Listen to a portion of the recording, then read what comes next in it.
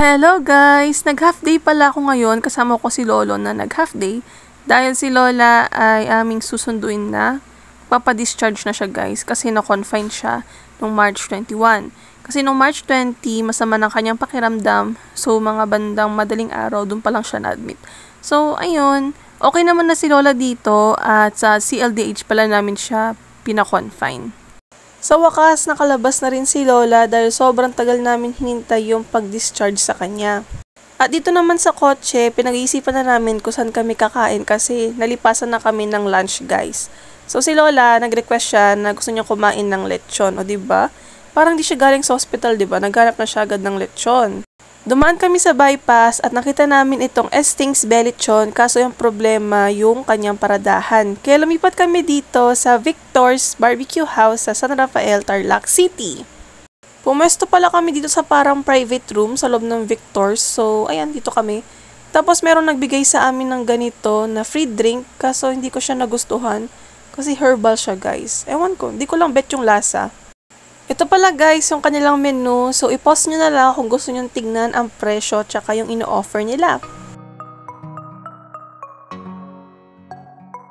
Nag-order kami ng rice. Meron din kaming sisig dito. Tsaka hito.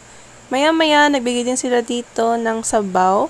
Beef flavor siya guys. Which is okay naman. Masarap. At yung last na in-order namin is itong pusit. Super duper sarap guys. Kain tayo! Pagkatapos kumain, pumunta na muna kami dito sa Robinsons para bumili ng gamot ni Lola at saka ng mga ibang pagkain ni Lolo. Katulad na lang dito is yung leche flan, tsaka yung paborito ni Lolo na mushroom, kung saan hindi na siya nakita kasi nakatago siya. Tapos ewan ko nung meron dito para may event yung IWS. Saktong pagka-uwi namin sa bahay, dumating yung order ko sa Shopee. Bali, set na to guys, itong A Gentle Reminder tsaka itong The Strength in Our Scars. Nagulat nga ako kasi meron siyang 2 libreng bookmark. In-expect ko kasi na isa lang yung libre dito. Pero yun, okay naman pala siya. Ito pala guys yung una kong binabasa, yung The Strength in Our Scars, at masasabi kong super worth it niyang basahin. So na-excite akong basahin itong isa naman. Sobrang sarap nito guys. Libre lang ito doon sa Jelixy na tinapay. Meron siyang free cookie. At ito pala guys, pinapakita ko sa inyo. Homemade ice cream yan. Bali, parang nakita nyo yung dark. Ayan, fudgy bar lang yan.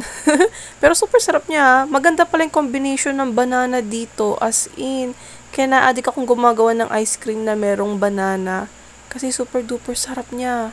Papaliguan pala namin sila Tata, Sayla, tsaka si Cleo doon sa vet clinic na lagi namin pinupuntahan. Ito si Sayla, yan naman si Tatas, at dito naman sa isang cage si Cleo. Dahil sa natambakan na kami ng labahan, ayan, kami ay magpapalandry sa San Miguel. Dinala ko na rin itong libro ko na The Strength in Our Scars. So habang hintay ko sila Lolo tsaka Lola, ayan, nagbabasa na muna ako.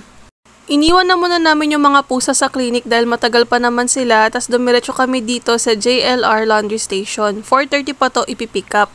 Bago kami pumunta doon sa paggawaan ng kotse kay Lolo, pumunta muna kami dito sa Betty's para bumili ng sampelot ni Lola. Total walking distance naman. Pumunta kami dito sa Derek Car Aircon Electrical dahil sa ito lang yating available that time sa paggawa ng kotse. Yung issue kasi dito sa kotse ni Lolo, hindi niya nabubuksan yung sa loob pero sa labas okay naman. Tapos ito kami ni Lola, nakaupo kami sa gilid kasi dito kami pinapwesto. At habang hinihintay namin magawa ang kotse, binabasa ko ulit itong The Strength in Our Scars. Tapos napaisip ako habang tinitignan ko sila Lolo tsaka Lola, meron kayang panahon na magiging ganyan din kaya ako. Tatandang may kasama. Pagkatapos magawa na yung kotse ni Lolo, nag-lunch na lang pala kami dito sa Chowking dahil sa anong oras na rin yun at wala na rin time para magluto sa bahay.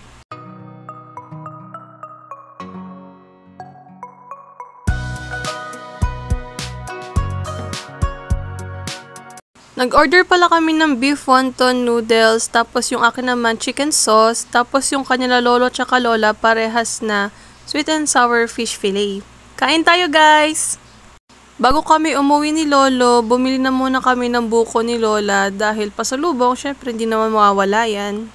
Kaya kami nakabili ng buko dahil ayan na nga, kinuha na namin yung mga labahan namin, tsaka kinuha na rin namin sila Tata, Sayla and Cleo.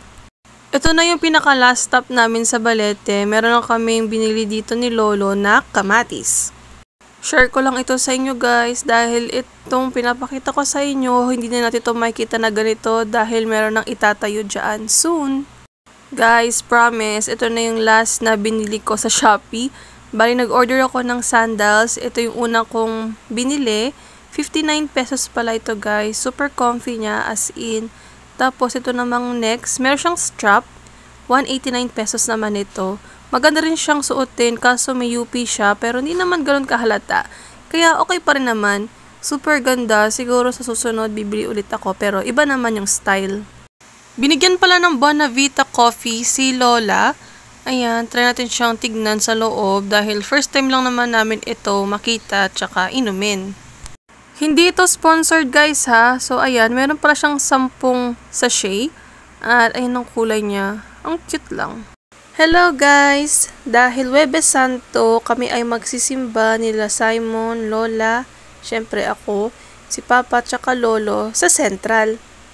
Na-late na kaming nakarating dito sa simbahan dahil yung nabutan na lang namin sa misa is yung pagkatapos ng homily. Natapos yung misa sa paglagay nila Father ng Blessed Sacrament sa harapan, dun sa nakita nyo merong ilaw. Pagkalagay nga nila Father ng Blessed Sacrament sa harapan, nag-start na ang bisita iglesia. Lumipat lang ako sa harapan para magdasal at ayan, para ma-videoan ng close-up. Syempre, natapos na rin ang aming pagdadasal ni Lola kaya lumabas na kami kasama si Simon. Bale, uuwi na muna namin si Lolo sa bahay at kaming apat nila Papa, Simon, ako, tsaka Lola, kami na lang ang magbibisita iglesia.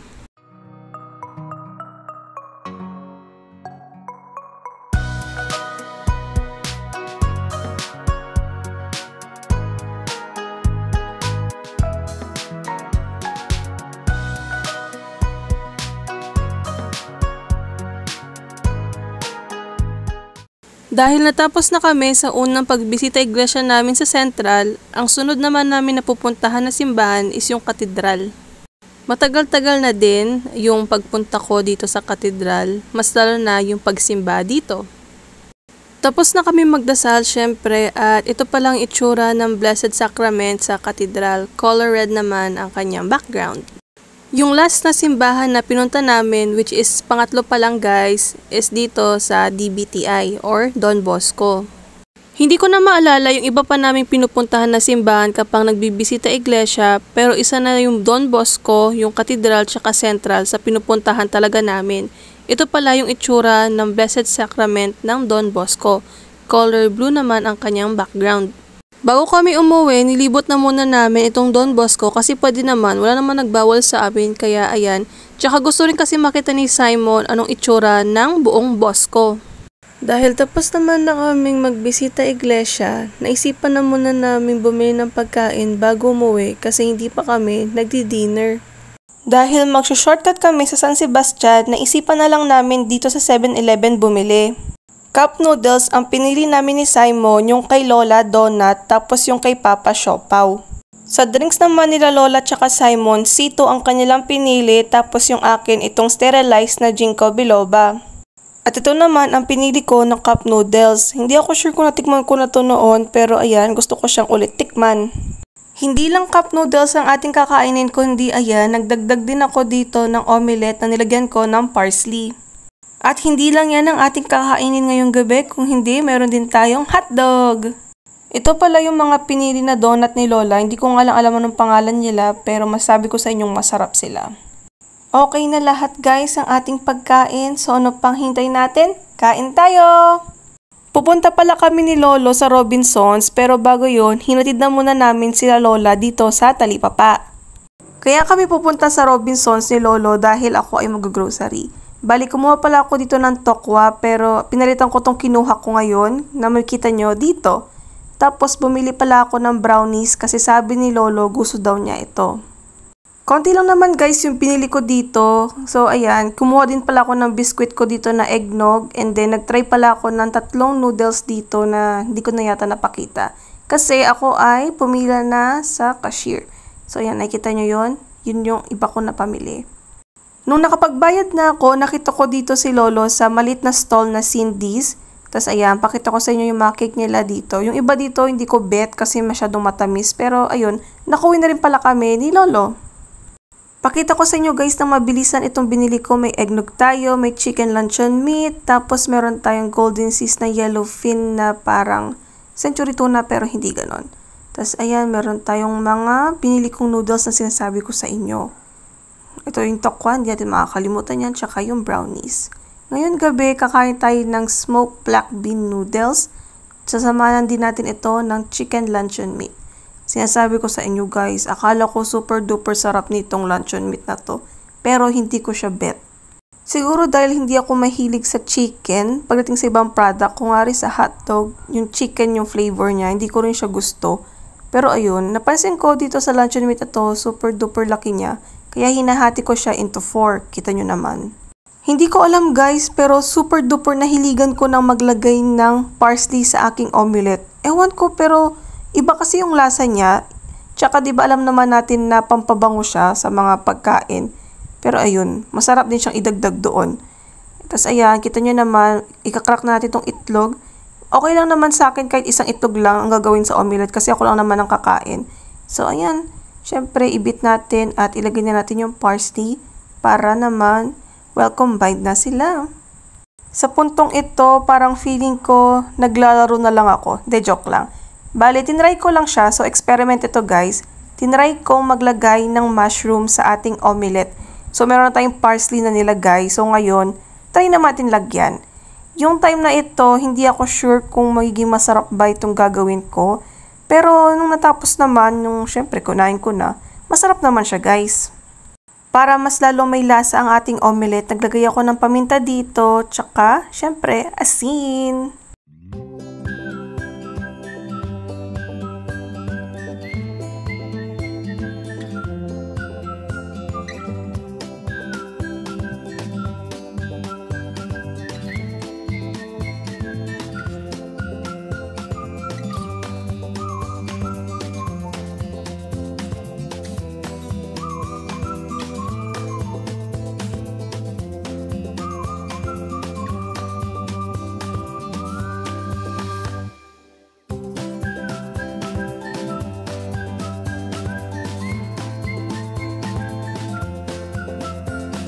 At dito ko na guys i-end ang ating vlog. Thank you guys for watching and see you soon on my next vlog. Bye!